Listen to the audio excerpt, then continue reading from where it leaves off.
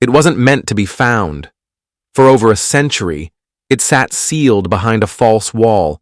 No title, no author, just 13 pages of cryptic symbols, and a final line written in a language no one could trace. Some say it's a warning. Others say it's a curse. But one thing is certain, whoever reads it doesn't stay the same.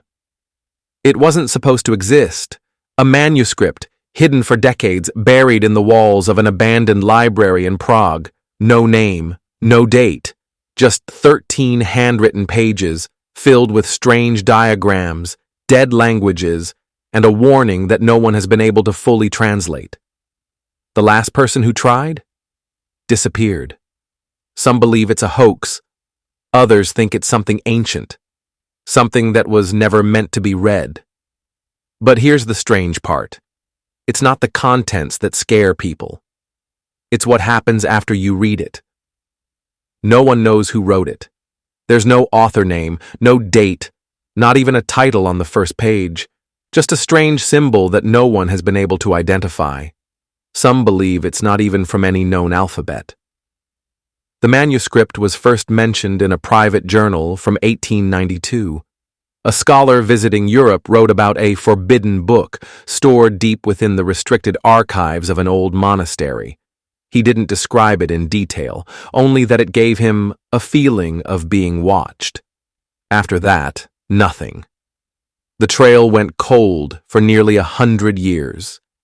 Then, in 1996, during renovations at a long-abandoned library in Prague, a construction worker broke through a false wall. Behind it, a small, locked wooden box. Inside was a bundle of fragile pages wrapped in black cloth. 13 pages, faded ink, diagrams of strange machines, sketches of human figures with missing eyes, words written in a mix of dead languages, Latin, Greek, and something no linguist could recognize. That was the moment people started calling it the 13th Manuscript, because not only was it made of 13 pages, but the last page was unlike anything else. When the manuscript was first found, nobody really understood what they were looking at. The construction team assumed it was just some old notes or church documents. But the moment it landed in the hands of a local historian, things got strange. Dr. Elena Markova, a linguist and archivist at Charles University, was called in to examine it. She expected to find an old religious text, maybe even a forgery. But the moment she opened the manuscript, she knew something was off. The ink hadn't faded like it should have. The paper, what looked like parchment, wasn't made from anything they could easily identify, and more than that, the symbols on the pages weren't consistent. They shifted, changed from one page to the next. She claimed the manuscript seemed to respond to being read. At first, people laughed it off. But within weeks, Doctor. Markova stopped showing up to work. Her office was cleared out.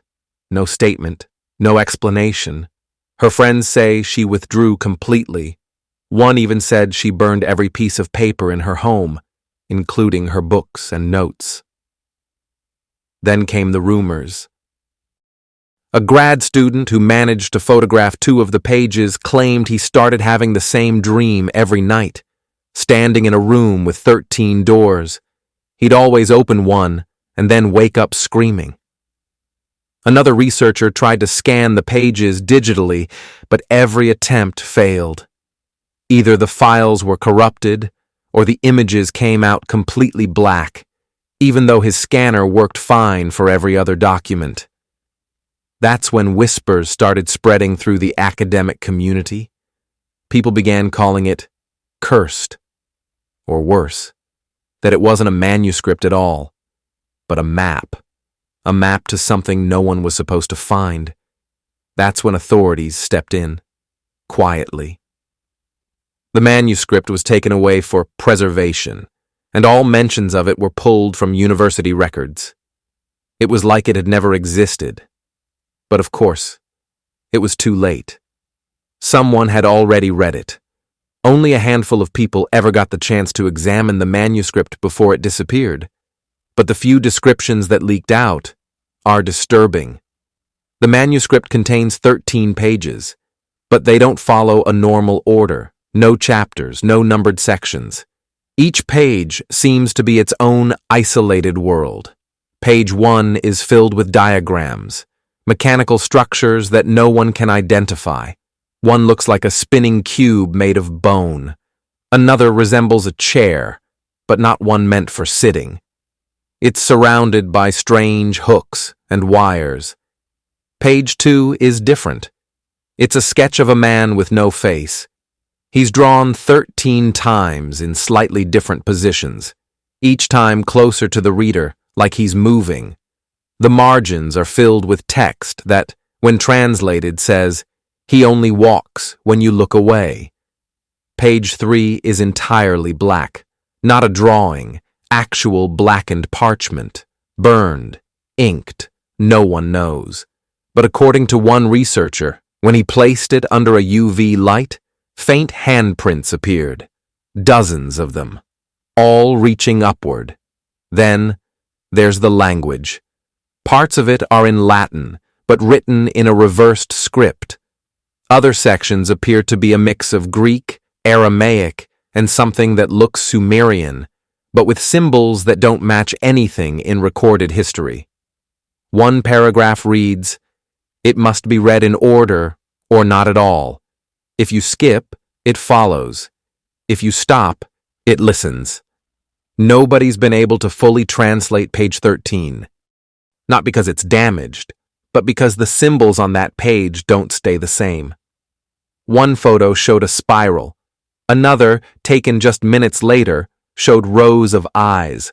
A third showed a diagram of what looked like a city, completely unfamiliar, but eerily detailed. Some people believe page 13 isn't meant to be read like the others. Some believe it's reading you. Every person who's described it describes something different, and yet they all say the same thing afterward. That once you see it, you start to feel like you're being watched, and that the manuscript doesn't tell a story, it tells a secret. Since its discovery, the 13th manuscript has sparked more questions than answers, and with so little of it publicly seen, theories have exploded online, ranging from the logical to the downright terrifying. The most common theory is that it's a medieval grimoire, an ancient book of rituals or forbidden knowledge. Some believe it was written by a breakaway sect of monks, who were later excommunicated for practicing what the Vatican called language beyond divine comprehension. In this version, the manuscript is seen not as a curse, but as a tool, a map to understanding forces that human minds were never meant to hold. Others believe it has ties to the Voynich manuscript, a real-world book written in an undeciphered language with similar bizarre illustrations. Some pages of the 13th manuscript, they say, resemble Voynich symbols, suggesting they may come from the same lost author, or something older. Then there's the psychological theory that the manuscript acts like a mirror. It shows each reader something different, based on their fears, their obsessions, their guilt. That's why no two people see the same thing on page 13. But the most disturbing theory is the one people don't like to talk about. It doesn't come from historians or researchers. It comes from the handful of people who have claimed to see the manuscript through leaked photos or digital reconstructions. They say the manuscript isn't from this world, not alien, not human, something else. One theory, posted anonymously on an archived forum, claims that the 13th manuscript was never written by a person, but delivered, placed where it would be found, but only when the time was right. According to that theory, the manuscript isn't just a message, it's a countdown. And the symbols, if arranged correctly, are coordinates, not to a place on Earth, but to something buried beneath it. Of course, no one's been able to verify any of this. Most records of the manuscript have been erased. The university where it was studied won't talk about it, and every attempt to publish its contents has somehow failed. Files go missing, hard drives get wiped, researchers go silent, as if something or someone wants it to stay hidden. After the manuscript was quietly removed from public view, everything went silent. No press releases, no academic papers, just nothing. But people close to the original investigation began to notice strange changes. One archivist who helped document the manuscript reportedly left her job just 3 weeks later. She moved out of the city, disconnected her phone, and told friends she didn't want to be found. Another professor, who had only seen photocopies of 2 pages, began experiencing what he called recurring loops in time. He claimed to wake up at 3:13 a.m. every night, hearing whispers in a language he couldn't identify, coming from inside his walls. Even stranger, a private online group dedicated to decoding the manuscript completely disappeared. Every post, every comment, every member, gone overnight, as if it had never existed. And then there's the file incident.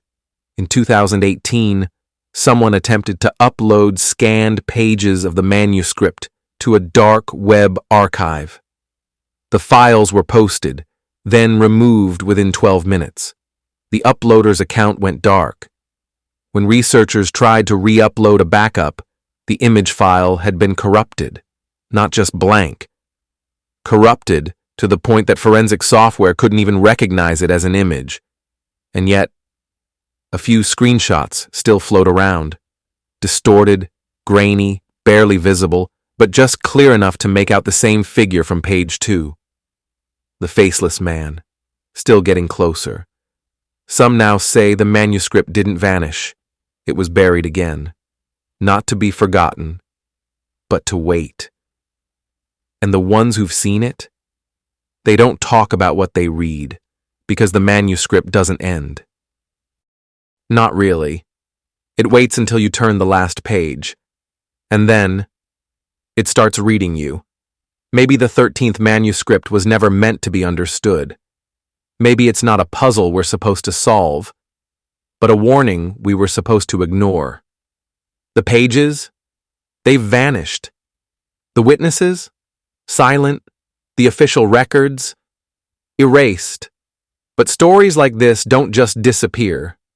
They echo, and they always find someone willing to look a little too closely. So if you ever come across a set of pages wrapped in dark cloth, with no title, no name, just a strange, unreadable symbol on the first page, you have a choice. You can turn away, or you can read it. Just remember, it's not you who finds the manuscript. It's the manuscript that finds you. If this story left you with more questions than answers, you're not alone. Scroll down. The comments might hold clues. And if you've seen something like this before, another manuscript, a missing book, a name that keeps showing up in places it shouldn't, tell us. But be careful what you share. Some things aren't meant to be remembered. Thanks for watching. If you enjoyed this video, hit that like button, subscribe, and ring the bell for more. Let me know your thoughts in the comments. I'd love to hear from you. See you in the next one. Bye for now.